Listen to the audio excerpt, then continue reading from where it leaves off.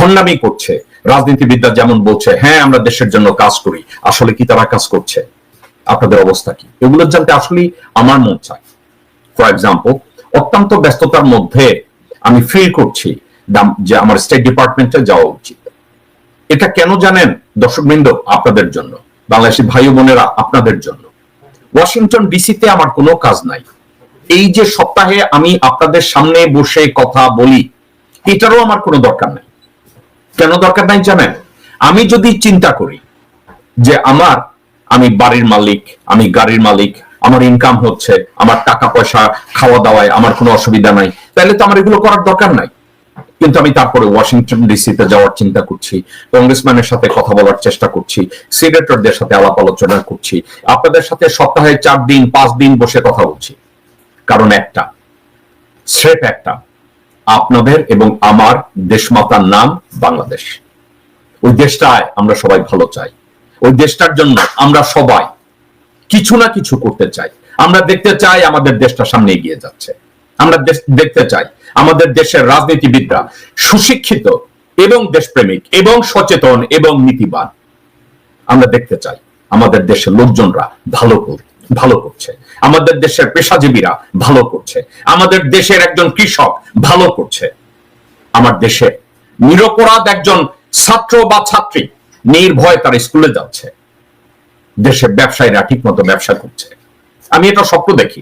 আমি স্বপ্ন দেখি আমি বা আমার সন্তানরা, আমি বা আমার স্ত্রী পুত্র কন্যারা, আমি এবং আমার ভাই বোনরা সবাই একত্রে একটা সমাজে বাস করব, যেখানে আমার প্রতিবেশী হবে হিন্দুরা, আমার প্রতিবেশী হবে খ্রিস্টানরা, আমার প্রতিবেশী হবে বৌদ্ধিস্টরা, আমার প্রতিবেশী হবে মুসলমানরা। আমরা সবাই মিলেমিশে একটা দেশ আমরা গঠন করব, একটা দেশকে তৈরি করব, একটা দেশের ইনফ্রাস্ট্রাকচারকে আমরা রিবিল্ড করব। আমি এই স্বপ্ন দেখি। আমি এই স্বপ্ন দেখি যে বাংলাদেশের প্রত্যেকটা নাগরিক যেন ফিল করে যে আমি একটা দেশের নাগরিক। আমাদের সামাজিক একটা অধিকার আছে, আমাদের একটা নাগরিক অধিকার আছে। আমার সন্তানরা স্কুলে নিরাপত্তার সাথে যাচ্ছে, লেখাপড়া করছে, আমার ছাত্র ছাত্রী ভাই বোনরা ইউনিভার্সিটিতে কলেজে ভালো করছে। আমি ওই স্বপ্ন দেখি। আমি ওই স্বপ্ন দেখে আমি প্রতিদিন ঘুম ভাঙে আমার দেশের পূর্ব দিকে, আমার দেশের পূর্ব দিক থেকে একটা সূর্য উদয় হয় এবং পশ্চিম দিকে সূর্য অস্তমিত হয়। আমার দেশের লোকজনরা সঠিকভাবে চিকিৎসা পায়, আমার দেশের লোকজনদের শিক্ষার মান ইউরোপের মতো, আমাদের দেশের অর্থনৈতিক অবস্থা আরো ভালো হয় ইউরোপের চেয়ে। এটা আমার স্বপ্ন। ওই স্বপ্ন বুকে নিয়ে আমি সপ্তাহে 5 দিন আপনাদের সাথে কথা বলি। ওই স্বপ্ন বুকে নিয়ে মানুষজনদের সাথে ঝগড়া করি, বিবাদ করি, ওয়াশিংটন ডিসিতে যাওয়ার কথা চিন্তা করি, সবার পা ধরার চেষ্টা করি একটা কারণে, আমার এই স্বপ্ন পূরণে। বাহ্যিক অর্থে আমি যদি চিন্তা করি আমার কোথাও যাওয়ার দরকার নাই, ব্যাস আমার কিছুই করার দরকার নাই।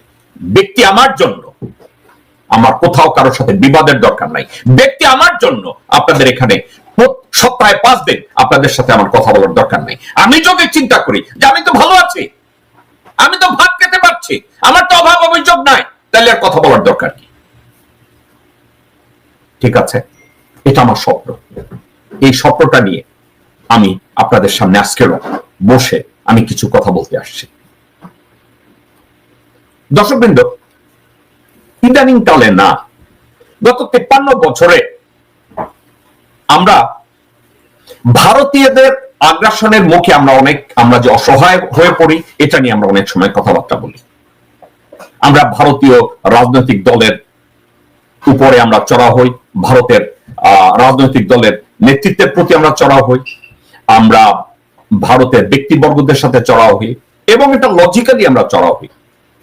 এবং বাংলাদেশে গত 20-30 বছর ধরে আমরা হিন্দু বৌদ্ধ খ্রিস্টান ঐক্য পরিষদকে খুঁজে বের করি, চিহ্নিত করি।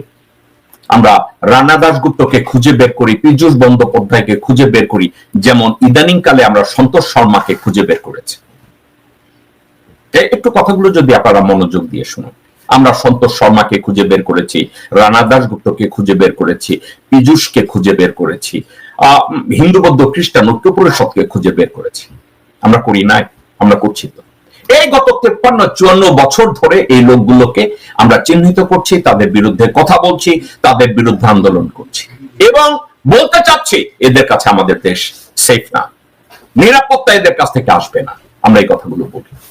আচ্ছা দর্শকবৃন্দ, আজকের আমরা সন্তোষ শর্মা পূজা মণ্ডপে গিয়ে বিএনপি নেতৃবৃন্দের সাথে কথা বলেছে এবং বাহিরে এই সন্তোষ শর্মা সেনাপ্রধানের বাসায় গিয়ে একাধিকবার, শুনতে চান, ডজনেরও বেশি, 5ই আগস্টের পর থেকে আজ অবধি সন্তোষ শর্মা এবং রয়্যাল লোকজনরা ইনক্লুডিং প্রণয় ভার্মা সেনাপ্রধানের বাসায় 1 ডজনেরও বেশি সময় ব্যক্তিগতভাবে গিয়ে কোলাকুলি করেছে, দেখাদেখি করেছে। ওকে, তো আমরা দোষ দিচ্ছি, সন্তোষ শর্মার দোষ, সন্তোষ শর্মা ভালো না, সন্তোষ শর্মা হিন্দু ধর্মাবলম্বী, সন্তোষ শর্মা রয়ের দালাল।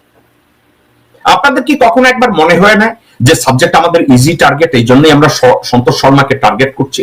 আপনাদের কি এটা মনে হয় না যে রানা দাশগুপ্ত, সন্তোষ শর্মার লোকজনরা এরা ইজি প্রোফাইল, এদেরকে আমরা ধরি, জাস্ট এদেরকে নাস্তানাবুদ করে ছাড়ি, এরা কেন জামাতের আমিরের সাথে কথা বলবে, এরা কেন জামাতের মিটিং এ যাবে, এরা কেন বিএনপির মিটিং এ যাবে? সাবজেক্টটা কি তাই? আচ্ছা দর্শকবৃন্দ, একা একা একটু চিন্তা করে দেখেন তো, মানে এখানে সন্তোষ শর্মা প্রথমত হিন্দু ধর্মাবলম্বী, দ্বিতীয়ত সে ভারতের কল্যাণকামী একজন মানুষ, ভারতে জাসুসি করছে, ভারতে গুপ্তচর বৃত্তি করছে, এ ধরনের একটা অভিযোগ আপনার বা আমার কাছে কোনো কিছু নাই যে সন্তোষ শর্মার কাছে এটা আছে। But do I believe he is a র অপারেটিভ? 110%.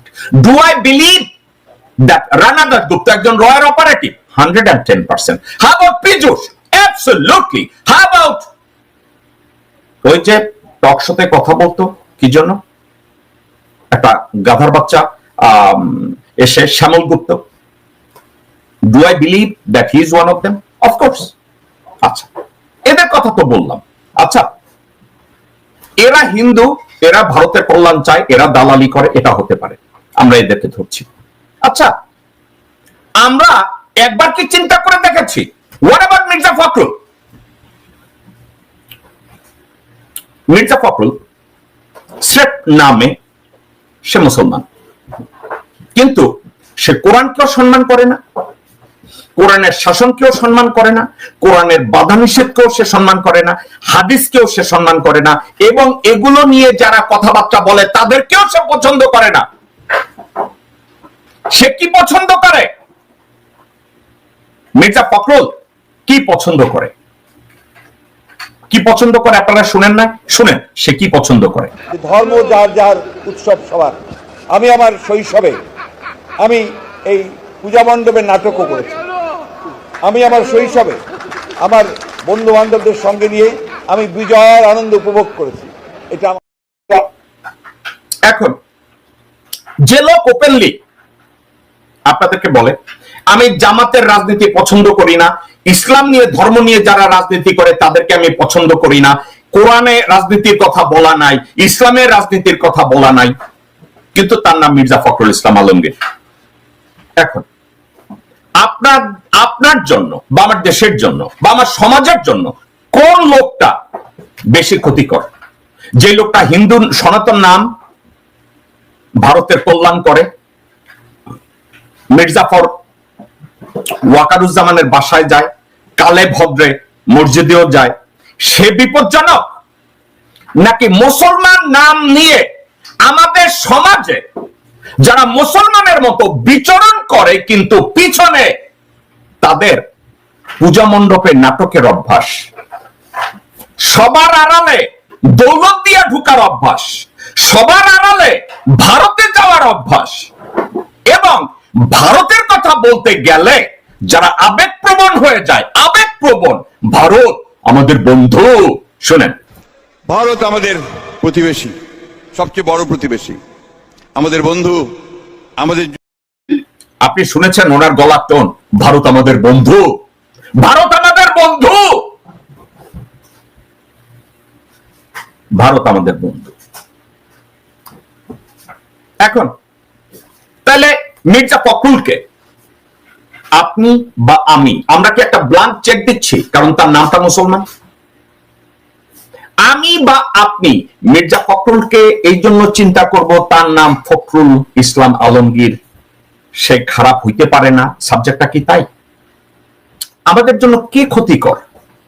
একটা চিহ্নিত শত্রু, নাকি চুপা রুস্তুম পিছনে দাঁড়াইয়া আমার আর আপনার পিঠে ছুরি চালায় ওই লোকটা শত্রু? ভয়ঙ্কর শত্রুকে, চিহ্নিত শত্রু। আপনি জানেন একটা লোক চোর, এই লোকটা চুরি করবে। আপনারা সন্তোষ শর্মাকে জানেন, এই বেটা ভারতের দালালি করে, এই বেটা রয়ের জন্য কাজ করে, ভারতের জন্য কাজ করে, বাংলাদেশের জন্য ক্ষতি করে, এটা আপনারা জানেন, তার ব্যাপারে আপনারা সচেতন। কিন্তু মির্জা ফখরুল, মির্জা আব্বাস, আপনি মির্জা আব্বাসের কথাবার্তা শুনবেন? মির্জা আব্বাস আপনাদের সামনে রাজনীতি করে, কিন্তু এর কথাবার্তা শুনবেন? তার কথাবার্তা শুনেন। ওরা আসলে চাচ্ছেটা কি? ওরা বিএনপিকে কিংবা আওয়ামী লীগকে কিংবা অন্য কাউকে ওরা ভালোবাসে না। মির্জা আব্বাস বলতে চাচ্ছে বিএনপিকে ভালোবাসতে হলে আওয়ামী লীগকেও ভালোবাসতে হবে। মির্জা আব্বাস তাই ইন্টারপ্রেট করার চেষ্টা করছে, আপনাকে আর আমাকে বোঝাচ্ছে যে আপনারা স্রেফ বিএনপিকে ভালোবাসলে তো হবে না, আপনাদের আওয়ামী লীগকেও ভালোবাসতে হবে, আপনাদেরকে ভারতকেও ভালোবাসতে হবে। এখন একা একা আমি আর আপনি শুধু জিকির করছি, Santosh Sharma, Rana Dasgupta, Piyush Bandyopadhyay, how about Mirza Fakhrul, what about Amir Khasru Mahmud Chowdhury, how about Mirza Abbas, how about Salauddin, how about Mosaddek Falu? এদের কেউ, এদের কারো কাছে বাংলাদেশ কি নিরাপদ? এদের কারো কাছে বাংলাদেশের 20 কোটি মানুষ কি নিরাপদ? মির্জা আব্বাসের আচার আচরণ আপনারা দেখছেন? মির্জা আব্বাস কিভাবে কথা বলে দেখছেন কখনো? দেখেন। কার কথা বলতেছো? নামটা পয়সা বলো তো, কার কথা বলতেছো? তোর কাকা হয় বেটা, কার কথা বলছিস তুই? স্বাধীন তো থাকার শুনছে? এই হয়েছে মির্জা আব্বাস। এদের কাছে আমরা কি সেফ? আপনারা কি মনে করেন এদের কাছে আপনি আমি সেফ? এখন আপনি বা আমি যদি আমরা চিন্তা করি, সন্তোষ শর্মা, রানা দাশগুপ্ত, পীযূষ, এরা সনাতন ধর্মাবলম্বী, কিন্তু এদের মূল দোষ তারা সনাতন ধর্মাবলম্বী, এটা তাদের দোষ না। তাদের দোষ কি? তারা ভারতকে রিপ্রেজেন্ট করে। তাদের দোষ কি? বাংলাদেশের অস্তিত্বের বিরুদ্ধে গিয়ে তারা ভারতের অস্তিত্ব রক্ষা করার জন্য কাজ করে। এরা আমাদের চিহ্নিত শত্রু, এরা আমাদের চিহ্নিত শত্রু। কিন্তু হাবট সুডো মুসলিম, সুডো মুসলিম, সুডো শব্দের অর্থ ভণ্ডামি, পাতানো, লোক দেখানো মুসলমান, লোক দেখানো বাংলাদেশি। যারা বলে আমরা বাংলাদেশি, কিন্তু মনে প্রাণে তারা ভারতীয়, মনে প্রাণে তারা ভারতের অস্তিত্ব কামনা করে, মনে প্রাণে তারা ভারতের মঙ্গল কামনা করে। ওভার বাংলাদেশ। এখন আমি আর আপনি কন্টিনিউয়াসলি বসে বসে রানা দাশগুপ্ত, পীযূষ বন্দ্যোপাধ্যায়, গোবিন্দ প্রামাণিক, সন্তোষ শর্মা, এদেরকে চিহ্নিত করে আন্দোলন করি, এদেরকে চিহ্নিত করে হরতাল করি, এদেরকে চিহ্নিত করে তাদের 14 গোষ্ঠী উদ্ধার করি। কিন্তু আমার আর আপনার সামনে দিয়েই তো মির্জা ফখরুলরা দেশদ্রোহিতা করে, আমার আর আপনার সামনে দিয়েই তো আমির খসরু মাহমুদ চৌধুরীর মতো লোকজনরা দেশদ্রোহিতা করে, দলের বিরুদ্ধে কাজ করে।